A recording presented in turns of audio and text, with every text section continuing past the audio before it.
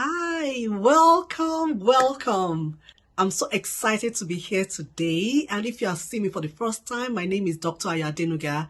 I'm a public health physician and founder for Action for Teens and Moms Health.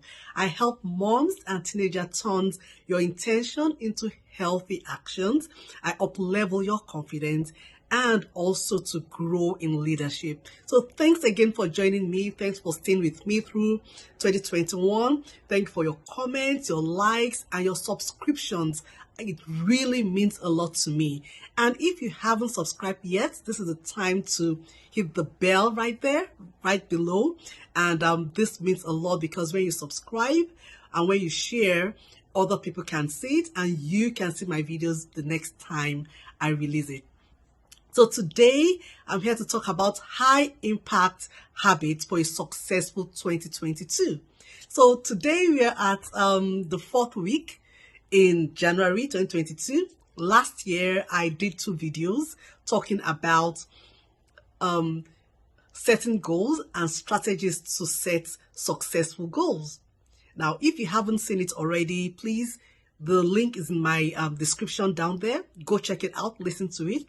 But I realized that myself, like many people, we all have goals. By the way, if you've written your goals for 2022, write in the comments there, goals written, because you have to have written your goals.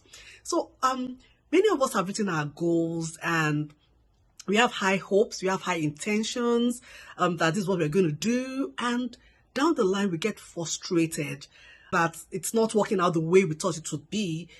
Our anticipations are not being met or expectations are not being met, and we get already deflated, overwhelmed. And it has happened to me before, and it's not new if it's happening to you. Even my daughter at the point said, "Mom, I just go a day at a time. I don't want to set no goals." And this can come from fear or overwhelm. So if you're a mom out there or a teenager where you've set your goals and already you don't feel it's working out the way you want to, I'm here to help you today because we're going to talk about your daily habits that can help have a successful 2022. Okay? Especially with your goals in front of you. Now, the success of your year is a direct reflection of your daily habits. We become what we repeatedly do. And your small wise habits eventually lead to big impact. And conversely, the small bad habits lead to negative impact.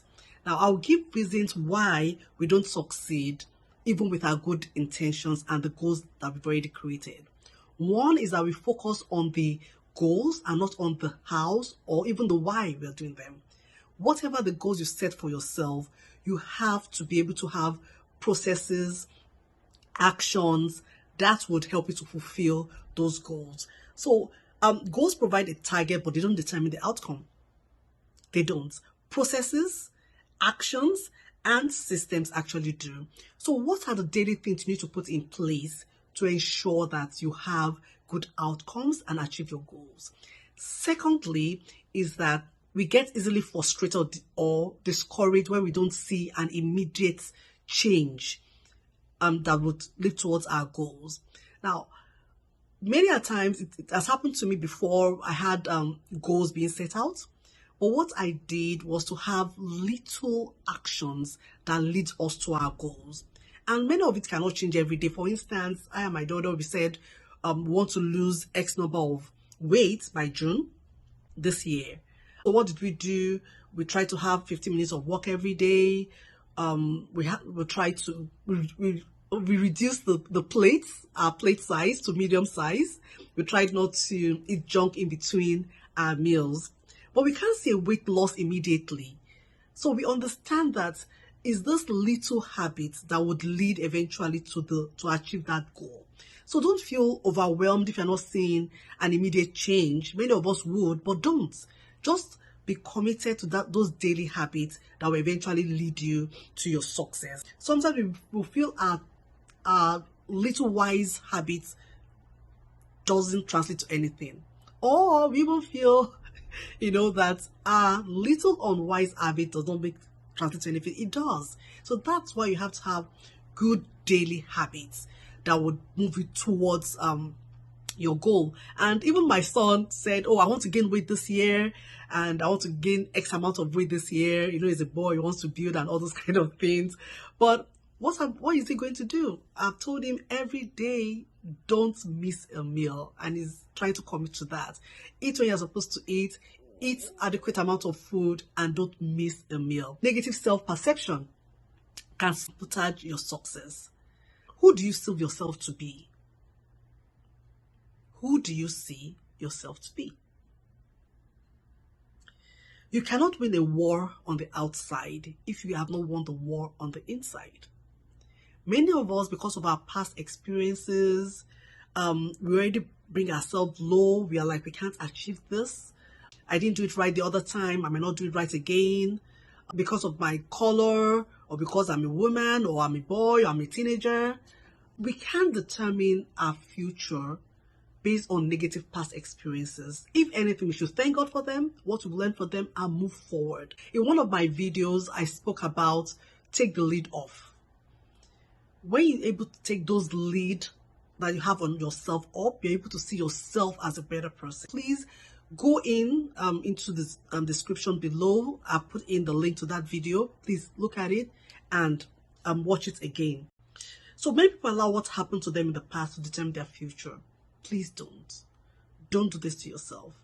I've tried. I've been there before, having limiting beliefs about myself, feeling I'm not good enough, I'm not adequate enough. But I had to work intentionally to remove and renew my mind and remove that mindset of I'm not good enough. You have to do that.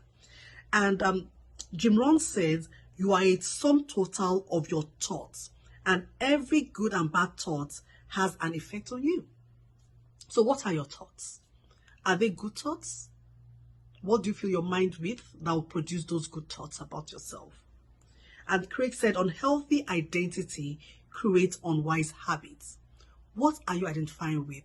So recently my son came, he's in this technical group in his school, and he had to, so many of them have had the experiences of being on the computer, learning all those software and things like that. And they always try to make him feel as if he's not good enough. And I told him, show up for who you want to be the next day. Who do you want to be? You might not have those technical know-how, but you can add value to the group. You can be the fun person on the group, you can be the helpful person on the group, and you'll be known for who you actually are and add value in any way you can. So don't feel you're not good enough. You are valuable and good in one way or the other. Don't forget that we are wonderfully made by God and we have all the resources we need. So 3 things that sometimes prevent us from achieving our goals. Number 1, focusing on the goals and not how to achieve those goals. You need to put task or actionable items below your goals. Secondly, is being frustrated that you're not achieving them fast enough. Thirdly, is even not believing in yourself, negative perception about yourself or what you can achieve. So don't feel you can't. You can always do. Now I'm going to talk about solutions, high impact habits that can help you achieve your goals for 2022. That will set you up for success. Number 1 is practice gratitude every day. Many times we focus on things that are not working well with us. We're like, oh, this is not working well, that's not working well, and we get frustrated with the little things. No, let us practice gratitude, being grateful for what has gone well, being grateful for the little wins that we have in our lives, and then we can now look for solutions for those challenges that we're having. Now, gratitude is a trait and everyone needs to develop that muscle. Okay, just like we develop our brain muscle or even develop our body muscle, gratitude is a trait that we need to develop and practice daily. Now, Oprah Winfrey said, be thankful for what you have and you will end up having more. But concentrate on what you don't have and you'll never have enough. And even the word of God says that, do not be anxious for anything, but in everything, with thanksgiving and supplication, let your request be known. So the first thing is to be grateful. When things are not working the way we anticipate, let's not draw attention to the negative things, but draw attention to things that have worked well for us, and then we can leverage on that. So what I did in the past is when I noticed that I myself was always feeling deflated, or even my children were always feeling deflated, what we started doing on a daily basis is to have a time for gratitude. So when we're having our daily devotions, everybody say, okay, what are you grateful for? Initially, everybody's like, I don't know. Then gradually, we start coming out with things that we are actually grateful for. In fact, my girls will not stop at one thing. They'll mention 2 or 3 things they are grateful for. And my son said with, I don't know, till 2, I'm grateful for life. Then now you can say, okay, something good happened in my day. And that is just enough. Now, this time of gratitude also helps us to be bonded together. It helps us to know about each other's day. It helps us to also talk about even some of our struggles and what we are hoping for to achieve. So this is a daily thing that we need to practice amongst ourselves. And when we are praying, we pray and thank God for our wins. And we pray for our challenges and how God can help us. And then we seek also of ways to help each other, being sensitive to those challenges that we are having. So practice gratitude every day. Talk to somebody you can trust. Write it down. You can even write it down and say, these are the things I'm grateful for today. These are the things I wish could be better. And this is what I'm going to do next. So have that in your mind. Do a daily reflection and a monthly reflection. This is almost the end of the month. What are you grateful for this week and this month? Write them down and then look at how you're going to be better the next month. Now, that is your action points. The next one is positive affirmation of who you are. You need to have a positive affirmation of yourself. You need to remove all negative thoughts from yourself. So who do you see yourself to be? Who do you want to show up as? It's important. Every day I make up my mind, I want to show up at work as a leader that is caring.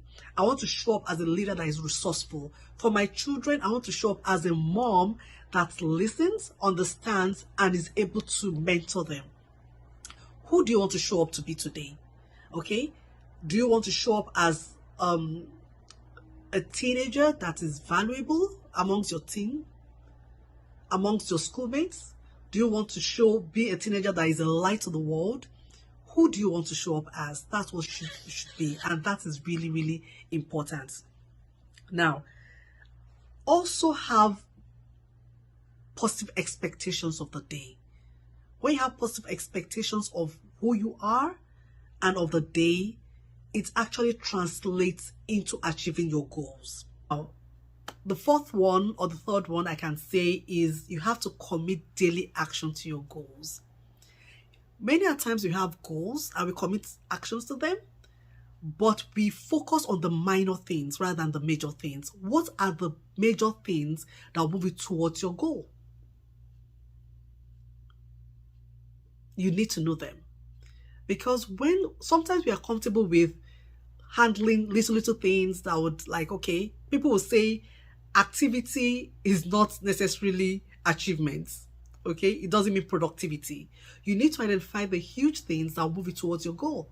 If you say, I'm going to read a book a day, that book you are reading, is it moving you towards your goal? Like, for instance, I want to be an influential leader. What do? I listen to podcasts daily because that will move me towards my goal. So what goals are you having on a daily basis that will move you towards your actions? Or what actions are you taking on a daily basis that will move you towards your goals? Now, John Maxwell said, if you want to see a change in your life, change something you do daily. That's important. You need to. Then the fourth thing is add value. Add value through service and through giving. Now, one of my youngest daughters did say in our goals that I want to be helpful. And I want to be helpful to people. One of the things that we do to help her achieve that is to have chores in the house. Having chores in the house means that every day you're able to do your part. You're able to add value to people at home. In school, she told me recently that she signed up for announcements.